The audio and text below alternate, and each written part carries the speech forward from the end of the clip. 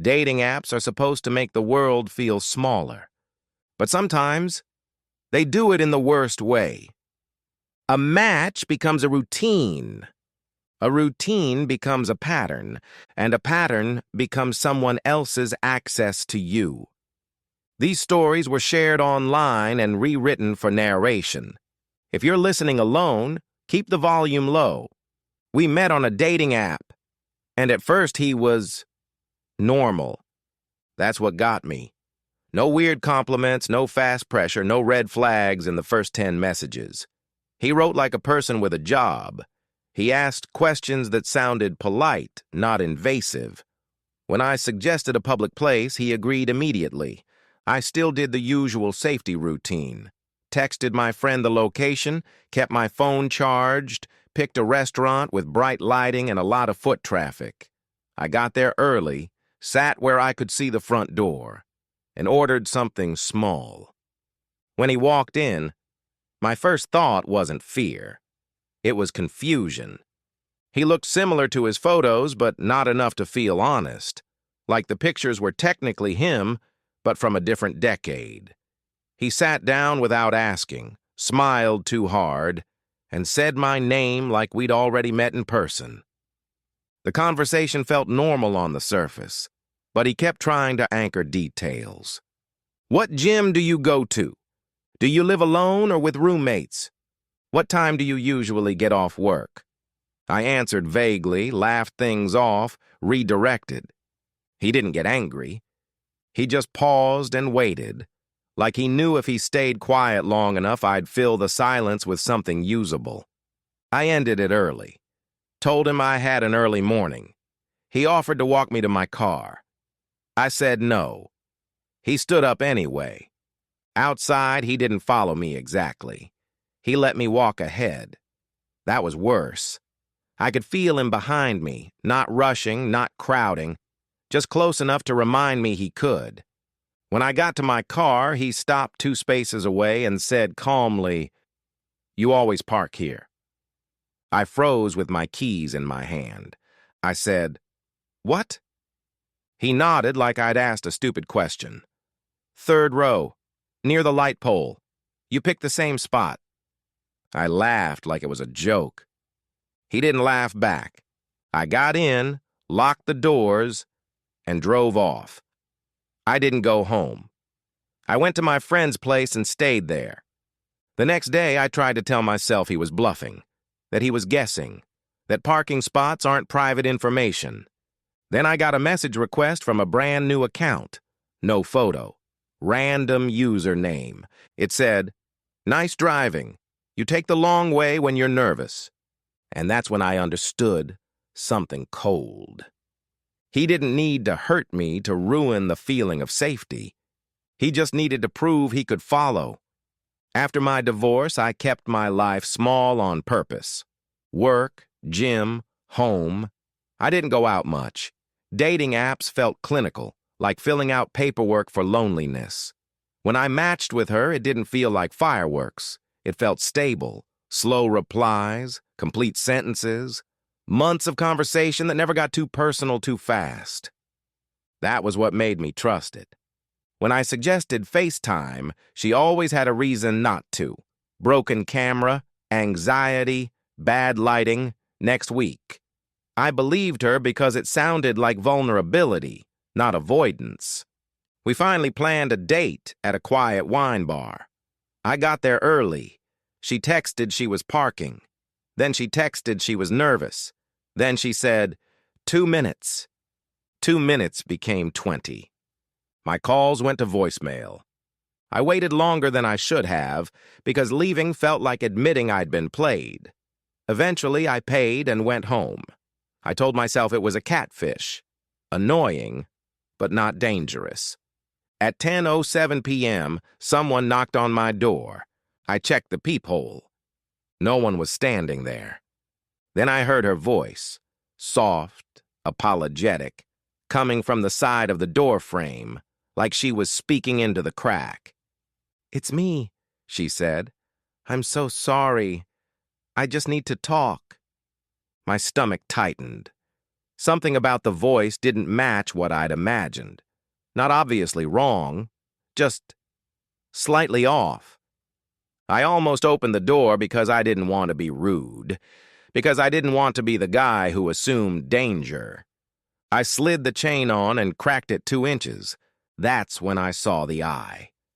Not a woman, a man, pressed flat against the wall, just out of view from the peephole. Black mask, gloves, one hand already placed where the chain would snap if he shoved hard enough. I slammed the door. The chain ripped from the frame like it was made of paper. He shoved his shoulder into it immediately, trying to wedge his hand inside. He didn't yell. He didn't panic. He spoke calmly, like this was a misunderstanding. "Relax," he said. "I just want to come in." I threw my weight against the door and somehow got the deadbolt engaged. The handle rattled violently. Then he stopped, and in a quiet voice, right through the wood, he said, "You almost opened it. That's the funny part." I called the police from my bedroom. By the time they arrived, he was gone. The worst part wasn't the attempted break-in, it was realizing the date wasn't the scam. The date was the key. I matched with her after finals when everything in my life felt gray and small. She was attentive in a way that felt flattering at first. Quick replies, warm compliments, little jokes. But the pressure built quietly. If I took an hour to respond, she'd say she missed me. If I took longer, she'd ask if I was losing interest. If I tried to slow things down, she'd frame it like I was hurting her. I finally ended it politely. Not dramatic, not cruel, just honest. Her response came fast, hurt, not angry, then silence. I felt relieved. For 3 days, nothing happened. Then a blank Instagram account followed me, then a LinkedIn view with no photo, then a Venmo request for the exact price of a coffee near my apartment. It was all small enough to ignore, until the photo. My phone buzzed at 11:44 p.m., and the preview image made my blood go cold. It was my front door. Not a screenshot, not a picture from Google Street View. A real photo taken from the hallway outside my apartment. I could see the scuff mark near the peephole, the crooked mat I always kicked back into place, the chain lock. Caption. Underneath, just to say goodbye. I didn't move at first. I sat completely still, listening for sounds in the hallway. Nothing. Then my phone buzzed again. "I'm not trying to scare you." That sentence was worse than the photo, because it meant she knew exactly what I was doing. Sitting there, debating, listening, another buzz. "You're safe if you don't make it weird." Rules. Like she owned the situation. I called 911. While I was on the phone, the pounding started. Not a polite knock. A fist slamming my door hard enough to shake the frame. I heard her breathing close to the wood, like she was inches away. "Open the door!" she shouted. "I just want to talk." Lights came on in nearby units. A door opened down the hall. Someone yelled, "Hey!" Then her voice dropped low, almost calm. "I know when you leave," she said through the door. "I know when you come back. I can wait." By the time police arrived, she was gone. No face, no name, no proof it was the same person behind the account. But the next morning I noticed a fresh scratch in the paint beside my door frame. One thin line, like someone marked it with a key. Maybe it was nothing. But now, every time my phone buzzes at night, I remember that photo. And the feeling that anonymity is something you only notice after it's gone. He didn't flirt like most guys. He spoke like someone who'd done the work. He asked about boundaries, emotional safety, triggers. He used the right words in the right places. He validated without sounding fake. After years of dealing with men who either pushed too fast or disappeared, it felt adult. So I opened up. Not all at once, but enough. I told him about my past, about things I'd only ever said in therapy, about what unpredictability does to my nervous system, about how I shut down when I feel trapped. He remembered everything. At first, that felt romantic. Then it felt like he was taking notes. The first time I asked for space, just one quiet night, he replied, "Don't abandon me." I assumed it was a joke. He followed with, "That's not funny. You don't get to do that to people." When I explained calmly that I was going to sleep, he said I was triggering him, that I'd promised I wouldn't disappear. We'd been talking 3 weeks. That's what made it confusing. He wasn't yelling. He wasn't insulting me. He was framing my boundaries as harm, using language that made me feel guilty for needing air. Then he switched instantly. "I'm sorry," he wrote. "I'm just scared. I really like you." The pattern set in. If I didn't reply fast, he worried. If I had plans, he asked who I'd be with. If I set limits, he treated it as rejection. The worst part was how he reused my words. I once told him unpredictability was what hurt me most. Later, when I didn't answer for a few hours because I was in class, he wrote, "You know what it feels like when someone leaves. Don't do to me what they did to you." That's when it clicked. This wasn't connection. It was leverage. When I finally told him I wasn't going to meet, he escalated into crisis language. "I'm not safe right now. I can't handle this." I offered resources, hotlines, friends, options. He ignored all of it. "I don't want help," he wrote. "I want you." I blocked him. Weeks later, a new account messaged me one sentence, something he'd said early on, back when it felt safe. "I'm proud of you for surviving." My hands went numb, not because it was scary by itself, but because it proved he was still there, and he still had access to parts of me I'd shared when I thought I was being understood. He didn't need to invent a weapon. He learned my language and turned it into a lock. After my wife died, my house learned how to be empty, not physically, emotionally. The kind of empty that makes small sounds feel huge. The refrigerator hum, the click of the heater, keys hitting the counter. I joined a private grief forum because I didn't want sympathy.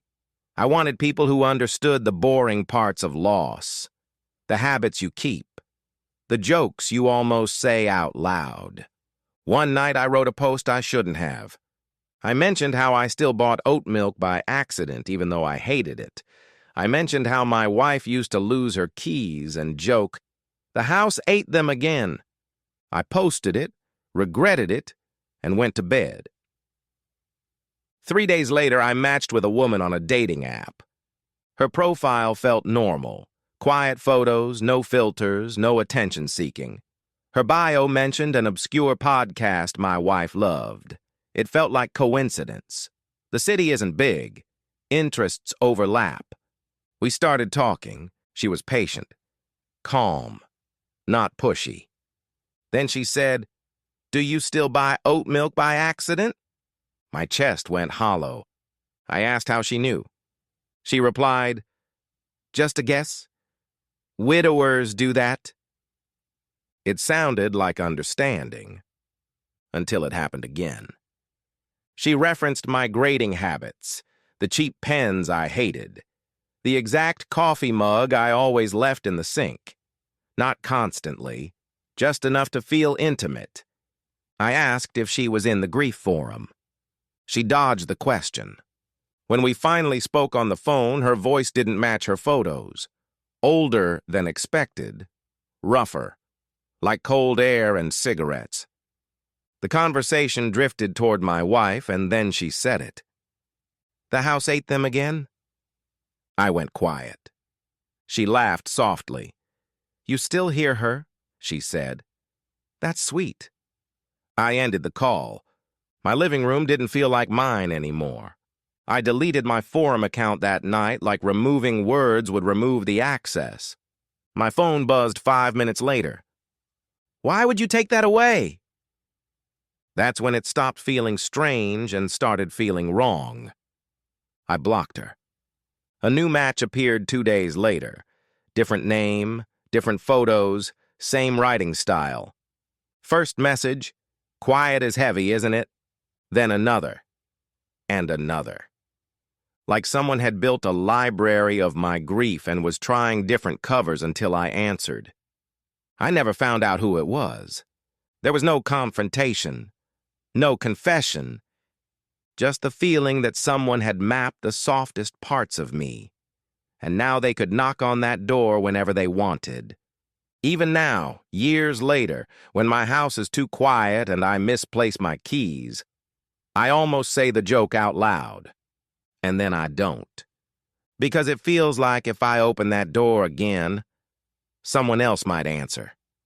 That's all for tonight. If these stories made you rethink how fast things can turn, consider subscribing. And remember, the scariest part isn't always meeting the wrong person. It's realizing they already know where you live. Good night.